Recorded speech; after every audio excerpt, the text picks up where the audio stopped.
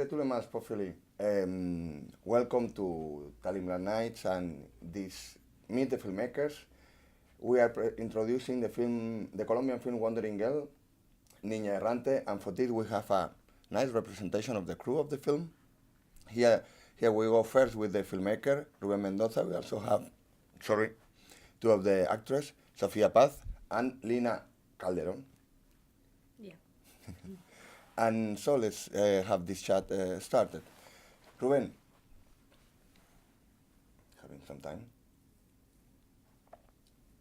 What is the idea of this film of a girl around and being surrounded with sisters coming from?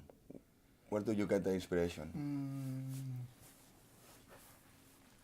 I don't really remember the very, very beginning of it, but I always wanted to do a film about male curiosity in a way, with the excuses of a girl, with the eyes of a girl. And I already made a lot of short films and feature films where female characters are like the thing I really want to get into. And this was also, the topic was a great opportunity to practice it and to do so. And I'm also very conscious of how difficult, maybe here is the same, maybe in the whole world, but how different and how difficult it is to be a woman in this world and in a country like mine. But how different is a trip of four women alone than of four, if there were four men. Because this is kind of an ongoing topic on your career, like putting the woman in the center of the focus. Even in my most male female films, like Tierra en la Lengua, Dust on Tongue, or Memorias del Calavero, which is the main character is really like man representing manhood and macho-ness. If there were not because of the female characters, as the dead grandmother in one of those films, or even seeing Colombia as a female being, the film wouldn't be impossible. But yes, in films and in my life, like very close to female energy, not just in friendship or love, but also with very old women. Yeah, actually, little women. Yeah, I have to confess that some members of the crew sometimes ask me if the film wasn't directed by a woman, because all the characters, and I guess that it's one question that you will keep having, no? I didn't try to hide because it's impossible. We were talking about that yesterday with Lina, like what the. And you don't need to. No, because but I really feel like a very big part of myself is female, and I dedicate a lot of energy in my life to like my female part, or my Sofia, for example, who is a great friend of mine. We live in the same city. She's like a grandmother to me in my city, really, and she knows my house is full of women, like really like matriarchal, like a very matriarchal way of. I have a daughter, 4 years old daughter, and my house is really with that all female energy, and I feel more comfortable. Okay, so being surrounded by women, you have some references and films like, I don't know, Suicide Virgins or Mustang? For this film, precisely no. I love Mustang a lot, and some of Bergman's film with just women, or like Cries and Whispers. I used to call it. It was like a warm song, like a warm chat. Of Cries and Whispers, like Whispers and Songs could be, another name for it. But more than films of filmmakers, which also has on the back Liliana Cavani or female artists like her. This film has a lot of female art also behind, It was very important, the work of the suicidal artist, ¿cómo es el nombre? Francesca de quien teníamos las fotos, ¿te acuerdas? Ah, sí, la fotógrafa Francesca, pero no recuerdo. Deborah Arango, which is a great artist from my country, and the poets or writers, Lucia Berlin. There was this anarchical poet also from North America, Judith Malina. There was a lot of female art behind. And to me, give me some hint about the work also of Power Paola. Yeah, Paola. I got a very nice relationship with her, even we don't know each other, but she used to make some comics out of my last film, which is about a transgender farmer. It's a documentary. And Power Paola, yes, it's another. But the names, especially in poetry and in plastic art and photographers, are Saliman or Diana Pose, etc., etc. Yeah, and also, besides the artist references, I think if we quote Mustang, we can say that it's a Mustang, but by car, in a way, no? And but how... I don't like the comparison too much, not because I don't like the film, I love it, and it's so profound, and you really can see there's a woman behind. I think this is my most soft film in a way. Less radical in a way, at least in the form, because at the end but Mustang is so hurtful, you know. I mean, it's more into it. This is also a celebration of strength and female power. Actually, I wanted to ask you about the importance of the landscape and going through a different point of view through I don't know, now we are in the middle of a forest, so give us a special, you have a tree by your side, so give a real tree. Yeah. Give us a special point of view, and why do you choose that part of Colombia to make it? It's a very long part. We really managed to do like almost 1,500 kilometers.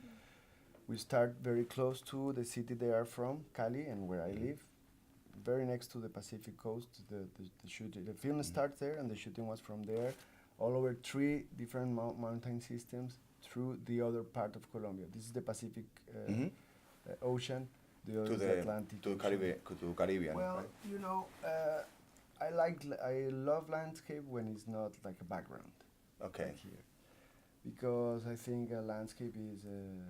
I was talking also with Lina yesterday about every plastic aspect of the film works as the fifth sister. Yeah. You know, the music, and the ambience, and the photography. You know, we used to, for example, do several times like breathing synchronization between the DP, who was a girl, Sofia Johnny, a great DP, for me, the best of my country, and Sofia, when they used to be alone and stuff.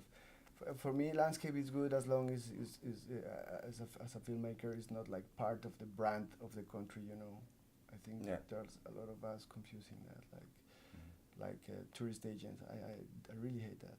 Okay. You know, I believe in this said by the Tao Te King, like despreocúpate de la belleza y la belleza aparece. Don't think about beauty, and beauty will rise. Show up, no? Like will rise. So in a country like mine, like in every country, I mean, landscape is the most important thing. In my country, we don't have seasons, but we have different climate because of the altitude, you know. Yeah. So you can feel a foreigner like each 50 kilometers or something. Okay. We got a lot of languages inside of Colombia, a lot of countries. So and actually, that was my question about from outside. People have the idea of Colombia like a country, but it's like 5 countries in one. A lot of countries. You know, but like we really have natural borders. Yeah. Like mountains, like rivers, like the sea itself. So you really have a different weather. It means another food and another harvest, another products that they harvest, and another way of dressing. You know, another way of being. Cali people, for example, are known because they love. I mean, it's so warm. You really don't.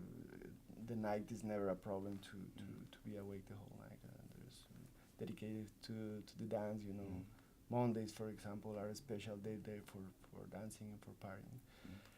But we also have like very introverted people on top of the mountains and stuff. So yeah, actually, it's so we wanted to get all over, but it's not like portrait of that. Just no, it's actually you feel like it's an extra character. It's another sister there. But actually we have here like the sisters, two of them. So ahora les voy a preguntar a ustedes, ¿no? So, Sofía, tú eres la niña errante. ¿Era el primer papel que hacías? ¿Habías actuado más? ¿Cómo te ayudaron tus hermanas para preparar la actuación? So I just asked about if this was her first role and if she get any help from the siblings. Realmente, yo he hecho teatro desde los 12 años. Desde los 12 hago teatro, me gusta mucho actuar. Nunca había sido protagonista de un largometraje. Digamos que en la preparación de actores estuvo por medio Fagua, que fue el que me ayudó. Y mis hermanas, que fueron como miles de referencias, 3 hermanas que eran como 8,000 referencias más respecto a lo que uno creía que iba a tener. Eso fue. Okay. Y Lina, por tu... translate? ¿Cómo? No, les ayudo yo después y ya, es más fácil. Lina, ¿cómo fue el trabajo entre ustedes? ¿Hicieron muchos ensayos previos? ¿Se prepararon? ¿Se basaban más en la improvisación? ¿Cómo fue un poco esta construcción familiar? Nosotras, contamos con la suerte de trabajar, como lo decía Loren, con Fagua, que es como una de las personas que ahora está dando como todas las expectativas frente a la actuación en Colombia, porque está haciendo unos castings maravillosos y está logrando que se conecten como de una manera muy empática y energética los actores entre sí. Entonces... y está desde el primer corto conmigo también. Qué bueno. Somos amigos desde hace 15 años. Sí, entonces en realidad yo creo que lo primero que sucedió como un gran regalo que sucedió para la película fue el casting que hizo Fagua. Luego nosotras tuvimos unos ensayos previos a la película y esos ensayos consistieron en generar ese lazo, ¿no? Como esa relación de hermandad que prácticamente consistía en inventarnos un pasado juntas en colectivo que nos representara y que al mismo tiempo tuviera como rasgos de lo que nosotras queríamos que estuviera allí. Entonces también por eso yo digo que lo bonito también de la película y la razón por la que yo, independientemente de que haya mujeres, la razón por la que la considero una película feminista de alguna manera, es porque siempre estuvo abierta al diálogo, porque siempre hubo como una comunicación. Y en esa comunicación fue que nosotras pudimos entrar a improvisar ciertas cosas con las que de pronto no estábamos de acuerdo en el guión. Entonces eso fue muy bonito porque fue un punto, realmente fue como el primer punto de inflexión, fue el primer punto de inflexión. También contamos con la maravillosa ayuda de Natalia Imeri, que es una realizadora muy joven colombiana, y ella estuvo con nosotras como asistente de actuación. Y junto con ella y con Fagua empezamos a generar un diálogo también con Rubén, y allí empezamos a encontrar ciertos como vacíos o ciertas cosas del guión en las que nosotras, Natalia por su mirada frente al género, y yo también como que ya venía como contaminándome de todo este universo del feminismo y el feminismo en mi ciudad, logramos como consolidar otras cosas a través de la improvisación. Entonces sí fue como una mezcla de varios universos que al final pues dan el resultado de la peli. Y tú ahí las dejabas ir, ¿no? Bergman dice que solo improvisa el que está bien preparado y nos dimos duro. I mean, I must say that for the casting there were more than 4,000 applications. Wow. And I saw just like 250. So I didn't. So you had that big filter. But I see filmmaking as a rewriting, a permanent rewriting. I don't see the writing as a writing. You already wrote when you were thinking about things, you know. Then you rewrite in letters, then you rewrite when you find the faces or when you find the locations, and you rewrite rehearsing, and you rewrite filming, and you rewrite feminists are rewriting with the camera, and of course the editing and the punctuation of music and sound. But it's the first time I rehearsed the full film. We rehearsed the full film, like almost for 2 months. Sometimes without me, a lot of times without me, but most of the time also with me. And I got actually the computer open. Sometimes it was like, you know, like a piano improvising. Like let's try to get to this, for example. What would we need to do this in the film to be real? And they already have this chemistry, you know, and they start talking to me like what they would say, how they would say it. And there was a big range of improvisation there, specifically in the rehearsals.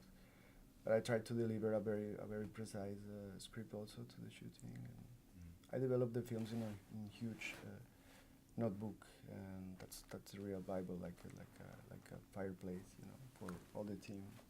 Early in the morning if we're shooting in the morning, or early at night if we are shooting at night.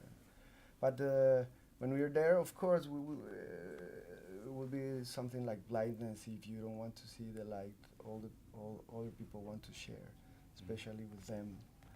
The 4 of them are really strong characters and really like very inspiring and very radical girls about feminism. And the crew was like 70% women, so it would be stupid not to listen to them, of course. The joint of forces sounds like an amazing work shooting. During the shooting, and very beautiful. And it's pretty. I mean, it's not that I believe. I know that it reflects on the film, making a great film. So muchas gracias. Thank you very much, and we invite you to go and discover Niña Errante. Aita.